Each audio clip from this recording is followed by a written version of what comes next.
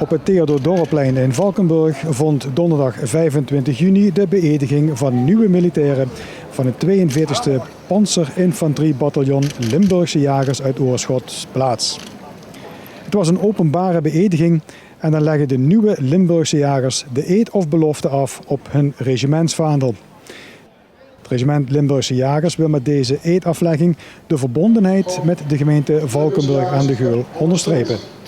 Alle mensen van het regiment Limburgse Jagers, van harte welkom hier in Valkenburg.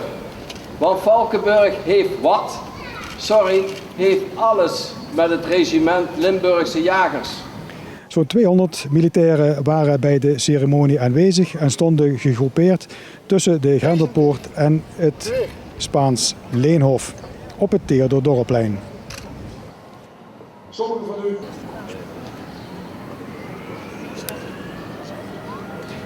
Tijdens de plechtigheid werden de nieuw aangestelde Limburgse Jagers uit Oorschot beëdigd door commandant van het bataljon, luitenant-kolonel Ramon Jansen. Dat verliep op een plechtige wijze. Dat beloof ik. Ik beloof trouw aan de koning, gehoorzaamheid aan de wetten en de onderwerping aan de krijgstucht. Dat beloof ik.